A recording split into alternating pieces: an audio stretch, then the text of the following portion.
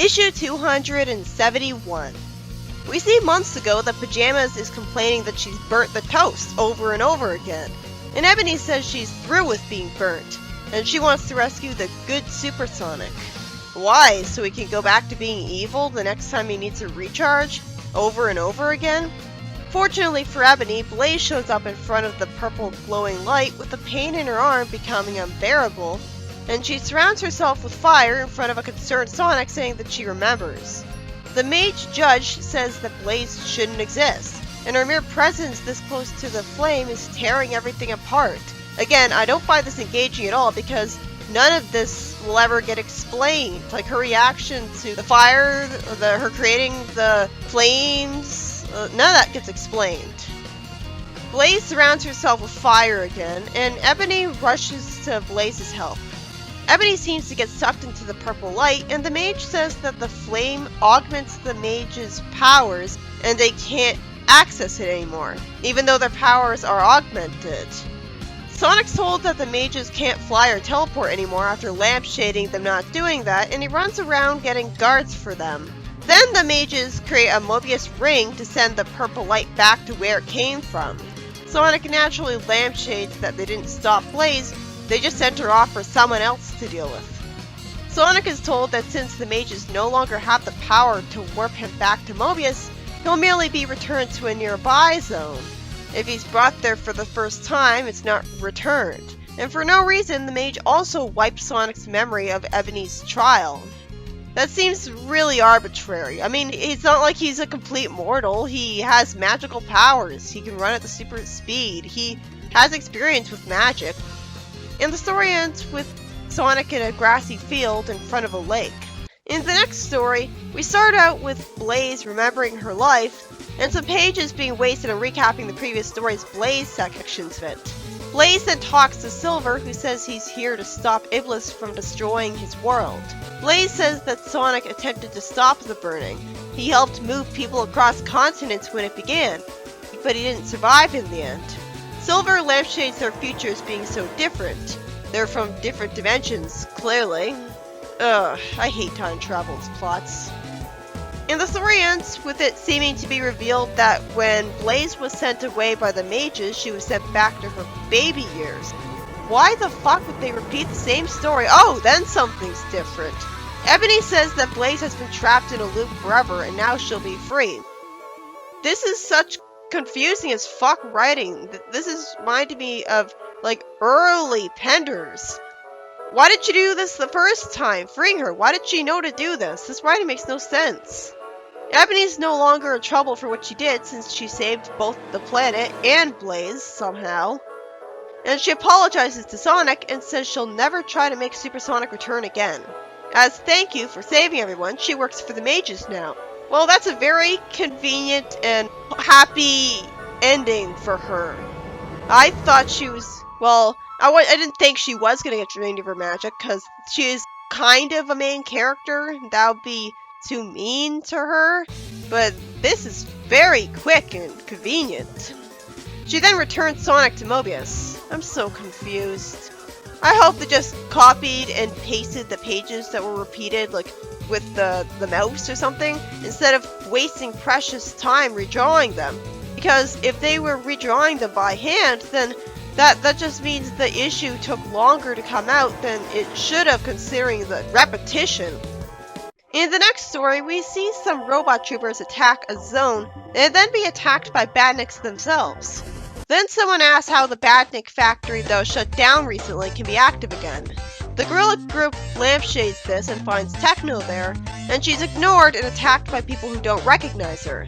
Yeah, it's almost like her looking nothing like Techno was a bad idea. She says that Eggman was the one who trapped her in the Cyberneck. Again, we never saw that. You'd think something that important, we would have seen it, instead of it feeling like a complete afterthought. Techno says that she's modifying badniks, programming them to destroy other badniks and protect people, creating nice nicks. I love that this concept is kind of finally going to be used. Then Shorty snaps at her, accusing her of putting people in badniks irrationally, which at least makes sense because of the morally gray things she did recently around him. He could be thinking she's become a well-intentioned extremist here, like Dexter. It turns out the badniks who had attacked Shorty's friends just didn't know what an intruder was, and Techno says that the Nice Nicks have prevented all attacks on the zone since going operational. I really love that the Nice Nick concept is being used again. The problem is, how can people tell a badnik from a Nice Nick on sight? They don't have different paint jobs, and even if they did, Eggman would make his own badniks look like the Nice Nicks to disguise them, and discredit the Nice Nicks. Sadly, Shorty insists that the machines should be stopped anyways, and the story ends with them being threatened by machines.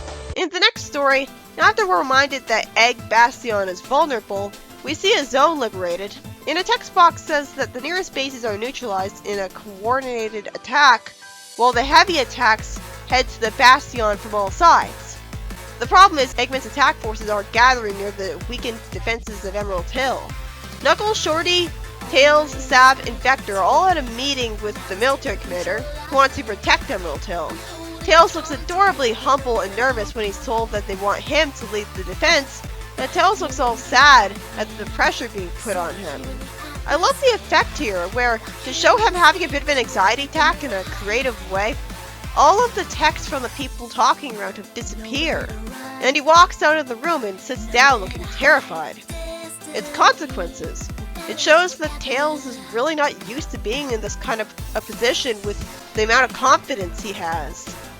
It shows that, while he always wanted to be acknowledged as a big hero when the comic started, now that he's got what he thought he wanted, he doesn't have the confidence to truly appreciate it. Thanks, Sonic. In the next page, he goes back to acting confident, encouraging people as Emerald Hill gets attacked, with some robots being destroyed. Iggy's got the security systems down. I like that she's being used again. And after a soldier says they're pulling back, Iggy reveals that something's weird here, and Shadow says that everything has been shut down. Knuckles gets suspicious because there's no badniks or security. Tails says that they're falling back to regroup, and Silver discovers that Eggman left his chair. Then we see Eggman riding a giant purple mecha like the final boss of Sonic Colors. He says that portable computers are a wonderful thing, explaining how he could get here in his state, and he's also happy about the repaired Chaos Tap that can draw limitless energy from Mobius itself. Wait, I thought the Chaos Tap was not only completely destroyed, but all of its energy was absorbed by the Grey Emerald. I guess it was only just damaged, but there was no indication of that. In fact, this is so confusing that when I was reading out the script for this review, I completely forgot about this plot point. And the story ends with Sonic gutsily showing up, cheerfully apologizing to Tails for being late, calling him Pixel Brain, and asking happily what he missed. It's very gutsy of him to keep appearing in public after his reputation was ruined. I guess it shows just how brave and stubborn he really is, to an admirable extent. I'd be a lot more nervous about him. So the Sonic stories are confusing because the first one has something happen that gets undone and rewritten for no reason in the second Sonic story, where now all of a sudden Ebony saves Blaze and the planet in one fell swoop, like a happy fanfiction rewrite, and gets a happy ending for herself, as she's hired by the mages and sends Sonic to Mobius where he insists on living even at this point. I really didn't enjoy the Blaze story since it was so confusing. Is it still canon that Blaze was sent to her baby years again? Was Ebony the one who did that in the double Sonic story? Even if it was, I don't really care. It felt like a massive waste of comic space and time and effort. Then there's a story where I'm glad to see that Techno reprogrammed Badniks to be Nice Nicks, who are so effective that they prevented all the attacks on the zones from succeeding. Though the heroes are still in danger, unfortunately. I hope this doesn't all go belly up. I would love it if a very significant percentage of the Badniks and Mobius were actually Nice Nicks. It'd feel like it'd give the good guys more of a fighting chance since the heroes can't save everyone, and are mostly concentrated in one part of Mobius. Plus, I find it really fascinating and engaging that Shorty hates Techno now. At least temporarily. It's quite refreshing, and he hates her for a kind of good reason, rather than with aiming towards Sonic where he was framed. And the final story has Eggman get free from his chair in Egg Bastion and go after Emerald Hill with a flying mecha, with Tails being secretly really nervous about all the pressure put on him, and a brilliantly written moment for him. And again, it was really gutsy of Sonic to go publicly confront Eggman with his reputation.